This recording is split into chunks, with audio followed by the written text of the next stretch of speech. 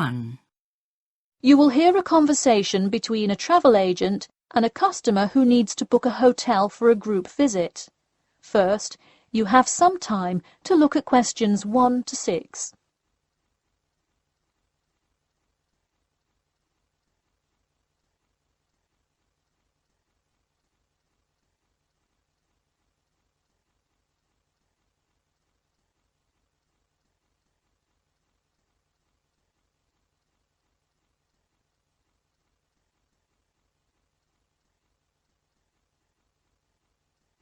Listen carefully and answer questions 1 to 6. Hello, Elite Travel. This is Emily speaking. How may I assist you today? Hi, I have a group visit to plan, and I wonder whether you could help me decide on which hotel to book. I've narrowed it down to either the Winchester, the Royal Hotel, or the Star Hotel. I'm wondering if you have a recommendation. I would be happy to help. Those 3 are excellent choices. If everyone is booking hotel rooms independently, an easy way to do it is online booking. The Star Hotel offers online bookings at no additional charge. It sounds fine. Yeah, and you can even book the gorgeous sea view rooms if you act quickly. I'll consider that. It would be great since we're mostly first-time visitors to the area to get a nice view of the water. Now, are there handicap-accessible rooms? Yes, all 3 options have access for the physically disabled. Great. I should also mention that we'll be on a tight schedule, so we won't have much time to go out for meals. Which of these hotels serve food? There is a limited continental breakfast menu at the Star and at the Winchester. For a full restaurant and room service, the Royal Hotel is your best bet. Oh, wonderful. Could you tell me more about the restaurant? Absolutely. In the morning, there is a gourmet buffet or a la carte item, and after 11 a.m. lunch is served in the dining room. Dinners are in a nice, low-key but high-quality setting in the hotel's private dining room, and Fridays feature the house jazz band. How lovely. Is there a group discount? No, sorry, not at the Royal Hotel. Let me check on the others, though. Could I place you on hold for just a second? Sure, thanks. It looks like there is one at the Winchester. 15% off when you book 8 or more rooms. Really? Sold. We'll book at the Winchester. Wait, is it suitable for children, though? We'll have a few little ones in our group, and it would be great to have a way to keep them occupied. Yes, in fact it has a play place that kids just love, with slides and swings and everything. Definitely a good hotel to bring the kids. Okay, great.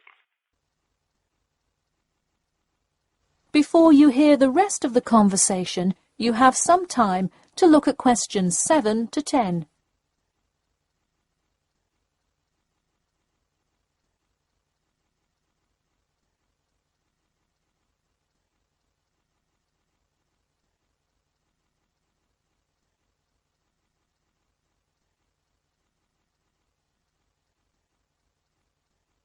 Now listen and answer questions 7 to 10. So now I know where we'll be staying. What next? Should I go ahead and book transportation and assign rooms and everything? Well, for now there are only a few things for you to take care of. We will hold a block of rooms for you as soon as you send a deposit. I recommend booking as soon as possible, so you probably want to send the invitations as soon as you know how many rooms to hold. Oh, right. Okay. I'll send the invitations and put down the deposit. Is there anything else I should take care of? Great. And don't worry about this now, but sometime before you arrive, do let us know if you'll be requiring our transport service to and from the airport. I'll make sure to let you know. Does that incur a service charge, or perhaps a tip, or some presents to show our gratitude for the personal car service? Oh, don't worry about it. It is a free service, so if you would like to tip, you are welcome to do so. But hotel drivers do not accept gifts. Thanks for your help. My pleasure. Enjoy your stay at the Winchester. That is the end of part 1. You now have half a minute to check your answers.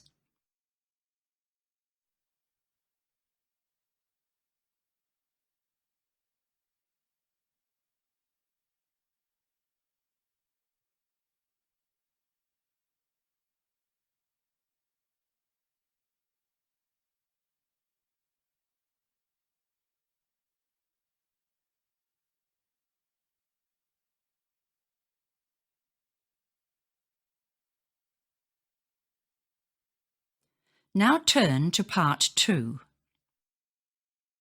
Part 2. You will hear a talk about the 11th Annual Durham County Car Exhibition. First, you have some time to look at questions 11 to 16.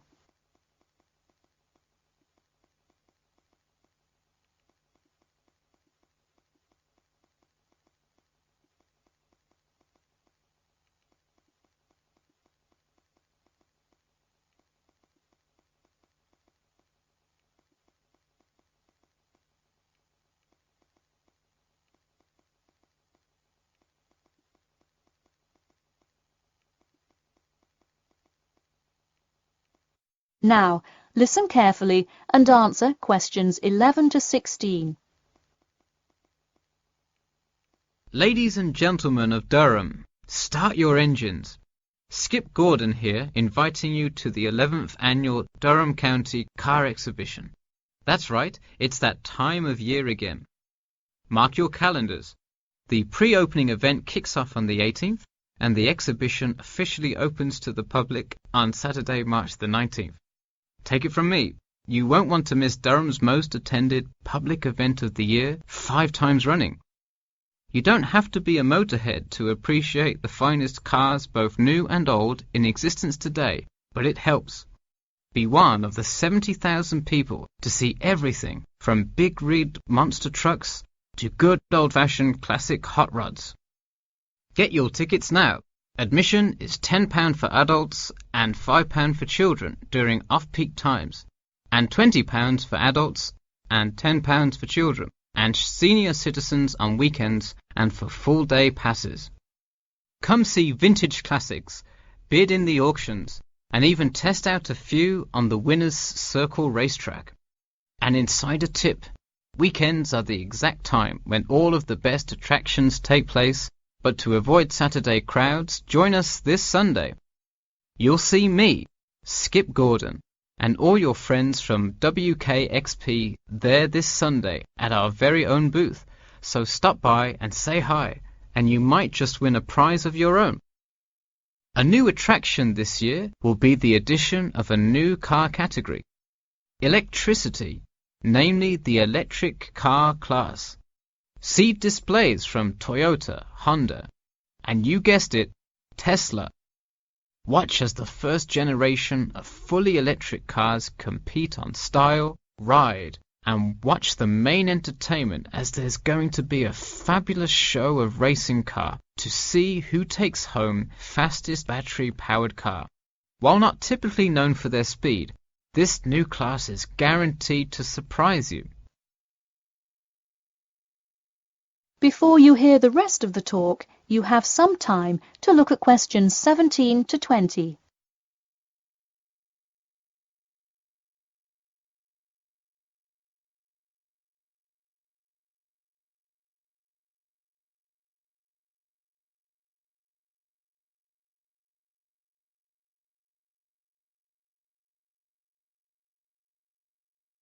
Now listen and answer questions 17 to 20. Get tickets before they sell out. Last year's tickets sold out fast, so we upped the attendance this year. That's right, more seats. But don't wait. Act now and save. That's right, if you buy your tickets before this Friday, you'll get 2 for the price of 1. That's right, 2 for the price of 1. And don't worry, kids, just like last year, there's something specially for you. Wreak havoc on the road with the Kids Crazy Cars ride, and then race around the Tiny Tykes track in your favorite child-sized race car. Meanwhile, Mom and Dad can take a spin in a ride a bit more than their size. We're rolling out a massive dirt track so you can get behind the wheel and test drive something a little more adventurous. Put the pedal to the metal in a 4x4 SUV as you go over bumps and navigate through twists and turns. You'll want to buckle up. You heard it here. Act now to get in on the fun at the Durham County Car Show before it's too late. Come for prizes, good prices, and good old-fashioned family fun.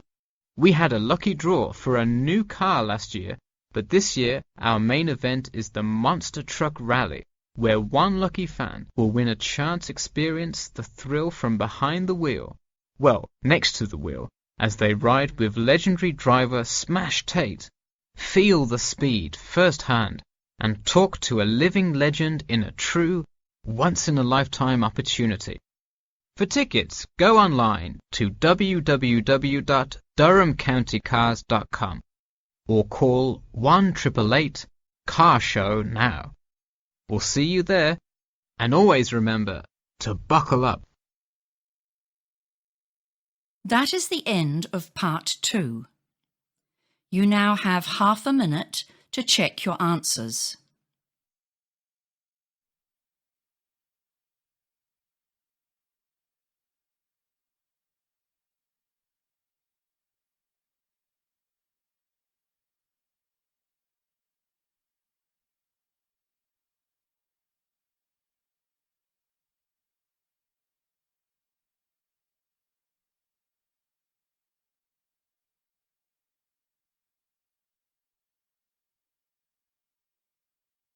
Now turn to part 3. Part 3. You will hear a student asking Professor Jameson for advice in choosing courses for next semester. First, you have some time to look at questions 21 to 23.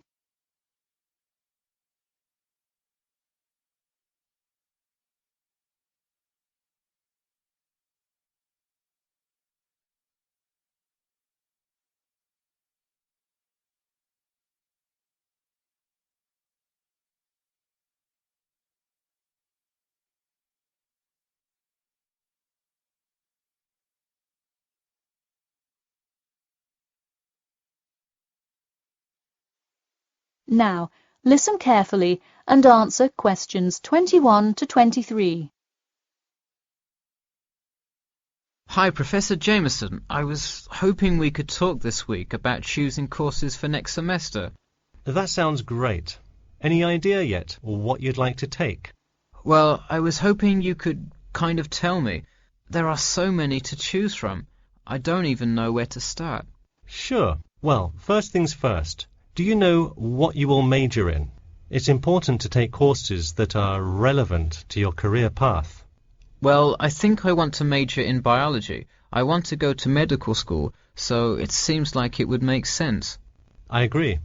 If you like biology, it's definitely a good idea to focus on that, since so many of the requirements overlap. Okay, so I should take a few biology classes then? Yes, let's start there. You should pick 1 or 2 biology classes. Not just any biology classes, though. If possible, read online or talk to senior fellows and find out about the structure of the courses. You don't want to end up signing up for 2 classes that require labs in the same semester. You'll spend so much time in the biology department that you won't see the light of day. All right, good idea. I heard labs can be as long as 4 hours. That's true. And another thing, make sure the topic is either relevant to your major or something you're interested in learning about. It sounds obvious, but do not just take a class because you heard it was easy or because it does not require attendance. Of course not, though it would be really nice to have at least one class that's a little bit less rigorous than the ones I'm taking this semester. I barely sleep as it is with all this studying. That may have more to do with your study habits, though I don't disagree that your schedule is really difficult this semester. Before you hear the rest of the talk, you have some time to look at questions 24 to 30.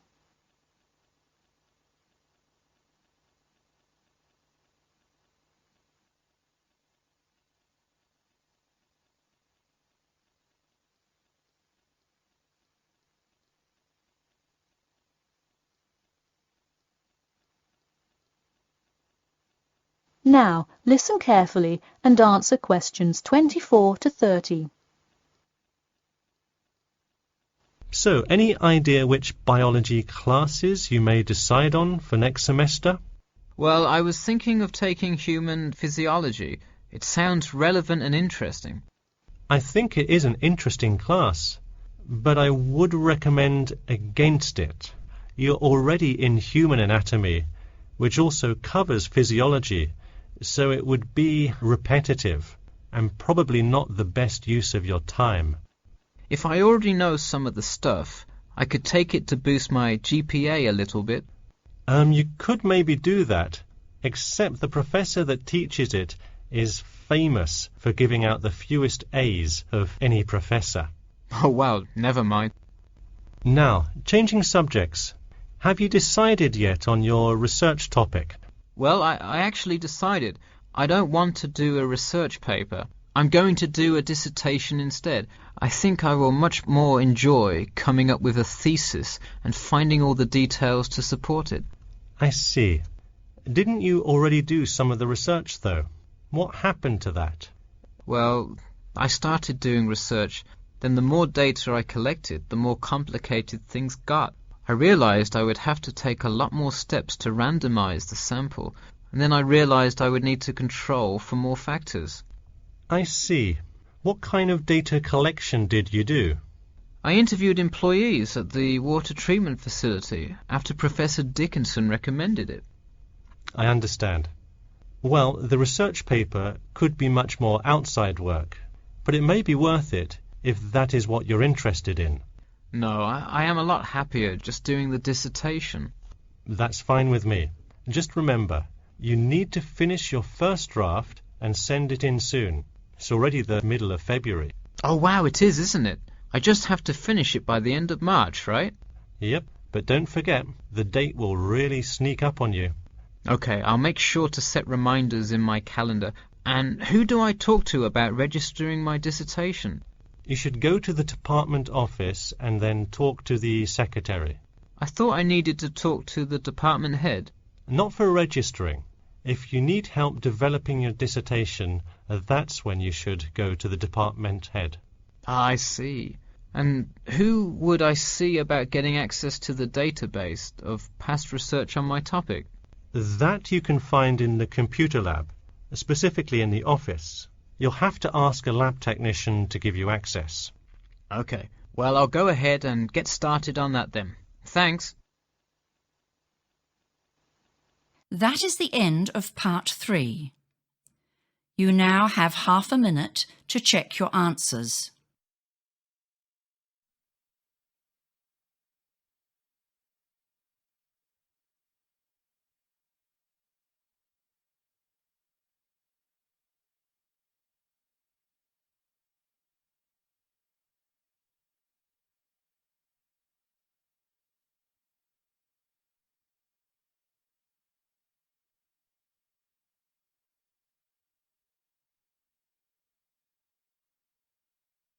Now turn to part 4. Part 4. You will hear part of a lecture about the role of sleep in humans and animals. First, you have some time to look at questions 31 to 40.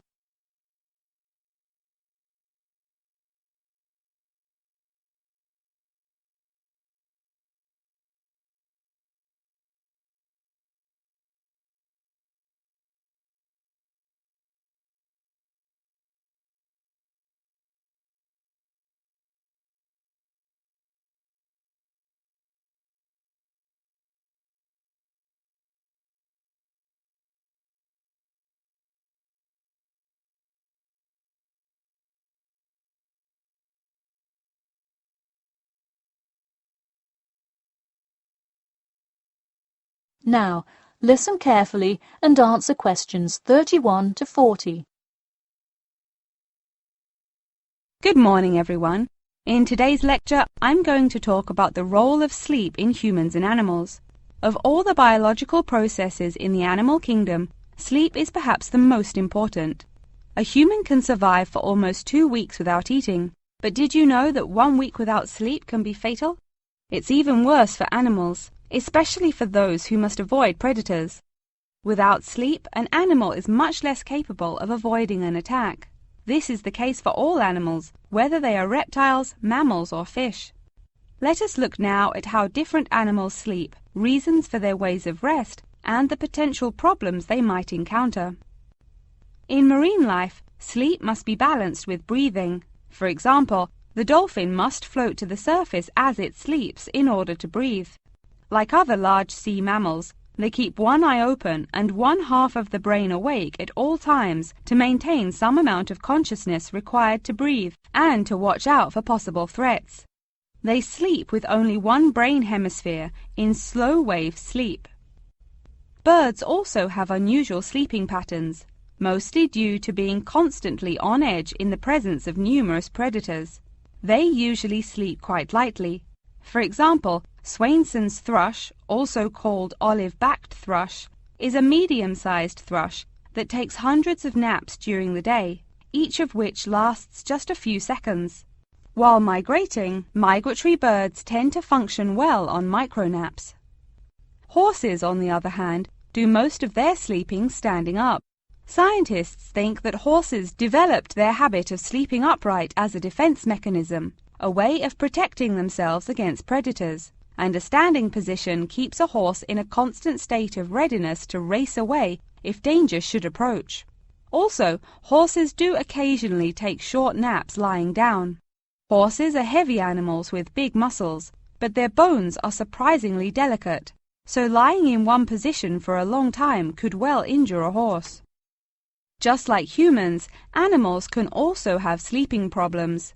Dr. John Hendricks and Adrian Morrison from the School of Veterinary Medicine, University of Pennsylvania in Philadelphia, determined that certain diseases were primarily associated with the sleep states in animals. In their research, they emphasized that because so much in this area still remains unclear, animal models were very important for studies of sleep disorders. The physiology of sleep in animals is similar to that of humans.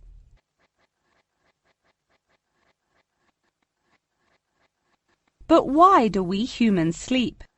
Researchers and scientists believe it helps us organize our memories of the day, that sleep acts as a kind of filing system for the brain.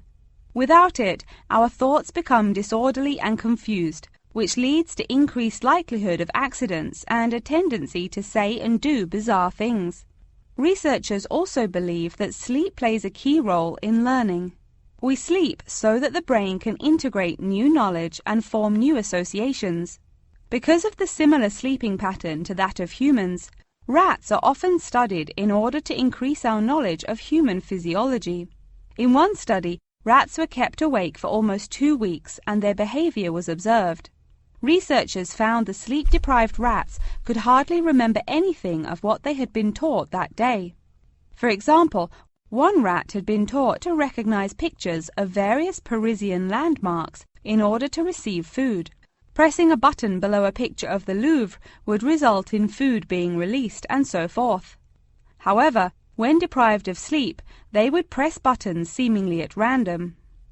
In addition to rats, the fruit fly, a small insect that feeds and breeds on spoiled fruit, also has been used as a model organism, and thousands of scientists around the world work on it.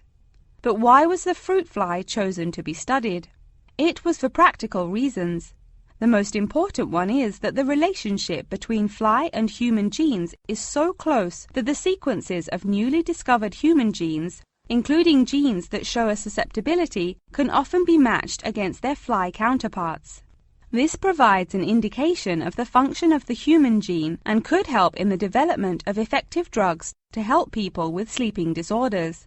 Therefore, many scientists today choose to study the genetic structure of the fruit fly, which could make a particularly important contribution to the understanding of developmental processes in humans. In conclusion, sleep is a necessary part of life, not just for humans, but for the entire animal kingdom. Now, I'd be happy to answer any questions you may have. That is the end of part 4. You now have half a minute to check your answers.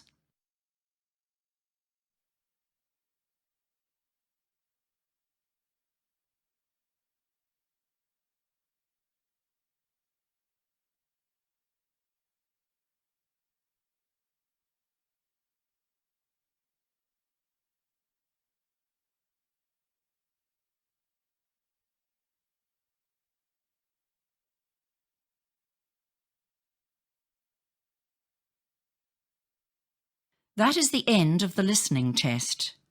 You now have 10 minutes to transfer your answers.